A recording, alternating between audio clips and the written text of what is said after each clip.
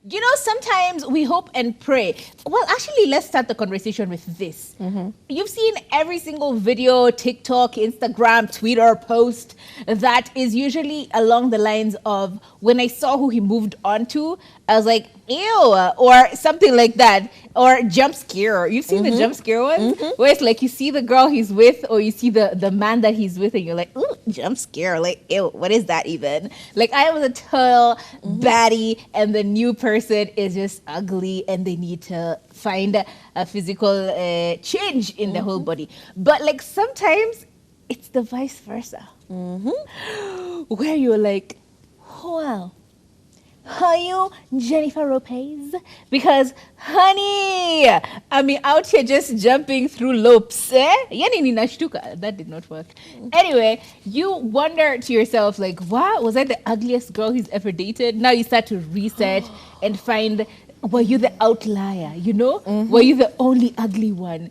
And it can be such a daunting feeling, because you think, yeah, I'm hot. And then you see his ex and you're like, damn, she had a body like... Why did you date me, sir? Why did you date me? You know? Were you trying? And it's very easy to compare yourself to, you know, the person your ex is now dating, because you never want them to move on and find somebody better. Or you find out that their ex, who still sometimes pops up once in a while into his life, is actually hotter than you. You're always hoping she was blind, she was disabled, you know, she was something, she looked like, you know, yesterday, she just looked somehow. And then he upgraded to you so that you somehow have the upper hand.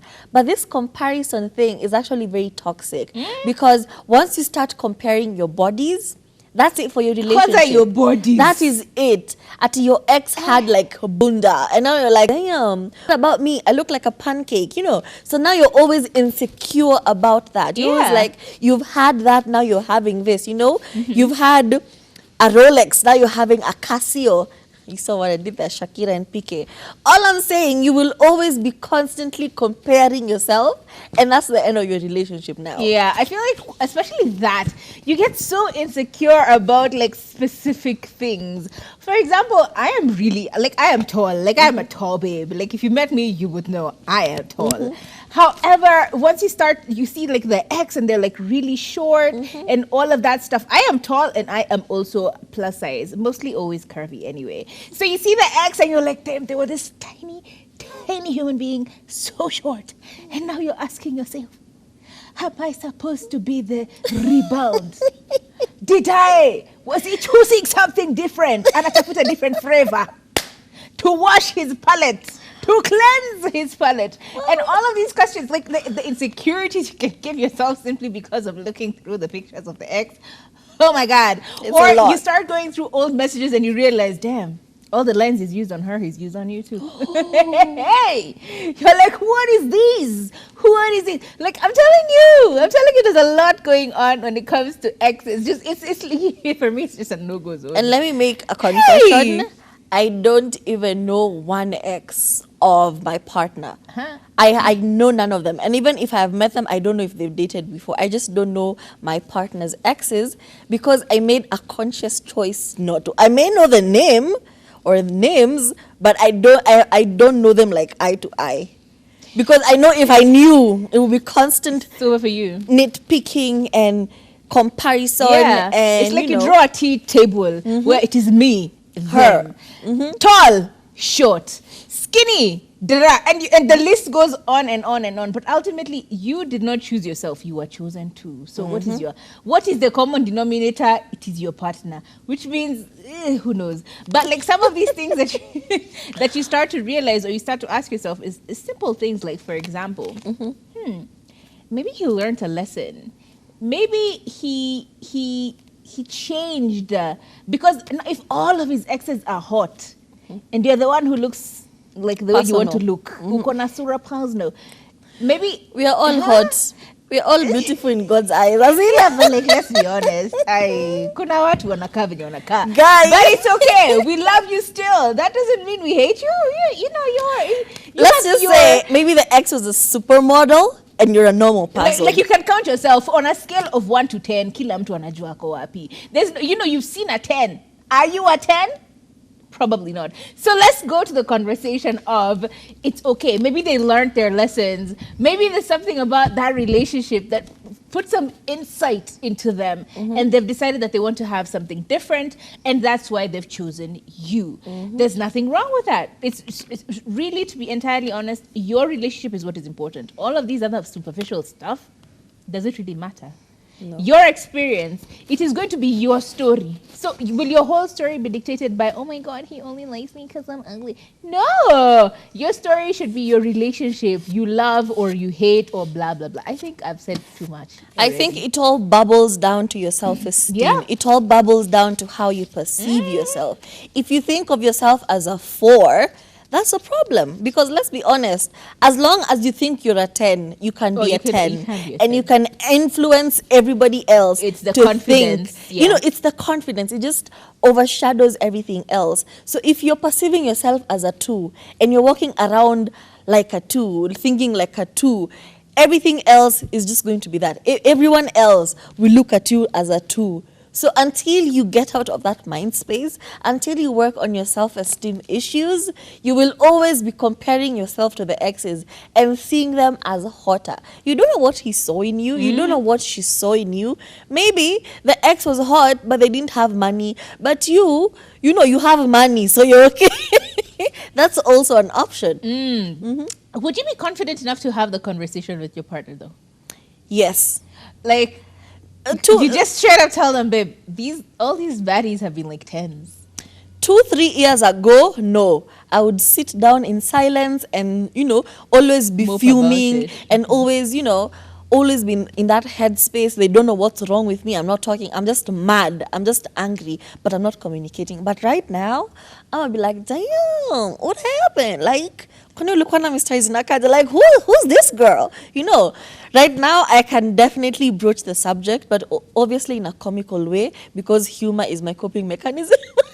In case it doesn't work out, I'll be like, it's just jokes. So right now, obviously, I would broach the subject. I'd be like, oh, damn, your ex was hot. Start a conversation like that. And then you're like, okay, so why did you pick me? And obviously, he's going to say, because you're also hot, because you're hotter than her, or you're smarter than her. But what if he doesn't respond to you in that way? He doesn't give you that earth-shattering response that you're expecting. It's now a problem, because if you're with me, I'm supposed to be the air you breathe, your oxygen, your everything. So you're going to talk to me like, my love language is words of affirmation. I want you to wake up in the morning and say, if it were not for you, I would not be alive. So if you're not doing that, obviously it's going to be problematic. Yeah, but here's another thing that I always hate to admit to myself. I hate to admit it to myself. But some people have that thing where you're like, you want to date someone who's on your level. You want to date someone who's on your level socially, economically, attractiveness is just mkopa moja, such that you're not constantly worrying about this. And it's a sad reality, because damn, I don't want to, do have you ever dated someone and you're way hotter than them, but maybe the whole time they're thinking you're on the same level? Do stuff like that can be so, oh, lordy. So the question is, are you going to be okay once you find out that they think you're just as attractive as them, or they only dated you, or they're with you simply because, you're not too expensive? Have you ever spoken to someone and then you hear, oh no, I can't date that girl, she's too hot, she just looks expensive? Have you ever... It just brought me back, and I think I was the villain in this story, because I was just having a conversation with this guy. I wouldn't say we were dating. I'd just say we were bumping uglies, but he wanted, us to be dating. And then I just let it slip. I didn't realize it until I said it. I was like, obviously, for you to date a girl like me, and I just made it very clear that you are not my type. I date way above you. And he was very offended by it. God. And I tried to brush it off, and I gaslit him. I'm so sorry. I gaslit this man. I was like, I didn't mean it like that. You're overthinking this. But I knew what I meant. Deep down, I knew. Deep down. I am a 10, you are a 4. You better, move accordingly. Stop trying to make it look like I need to work for something in this relationship. You need to put in the work. You're the 4. I am so sorry. I was a toxic person. You are toxic. But as we wind up, though, is it just me, or like you met this person the first time and they were just like, oh my god, this guy is he's not even on my league. Like he's way above my league. And then eventually you start to date them, and then you're like, nani, yes, anakuanga too. So to you, they start looking regular, like they look average. To every other person, they're like the hottest commodity on this world. Like you're walking around with them and you're like, why are you looking at him? He's just like, it's him. I mean, you know what? Does that happen? The reverse of that. That is why I never used to date people. I never used to be open to having conversations. I don't reply my DMs. I don't talk to people because I'm scared of you perceive me as this goddess. Yeah. And then you get to know me and you get to know about my flaws and you start looking at me regular. Okay. Yeah. So that has always been the reason why I don't have a high body count. Basically, I just didn't want you guys to get used to me. Right? So it's better if you guys see me If you as the remain goddess. exclusive, right? It's not because I was a good girl, okay?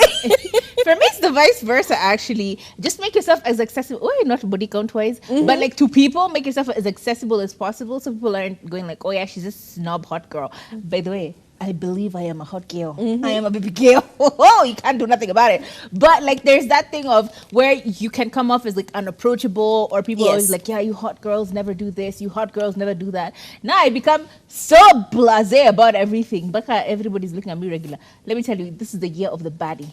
You're about to experience. Huh? You won't see me outside the VV. Yeah.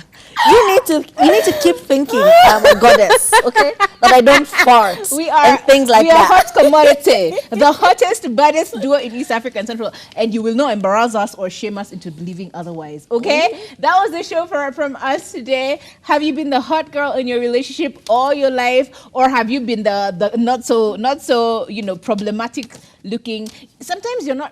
Sometimes it's like you're 10s and then you're a 7. You're still less hot. Doesn't mean you're ugly, Have you been in that situation? Let us know in our DMs on Instagram. Mine at Kathobi and hers. Yes, this has been a very horrible conversation. It's been really bad. And we're sorry. Okay, we're not sorry. We're not. But my name is Turife, and we'll see you tomorrow.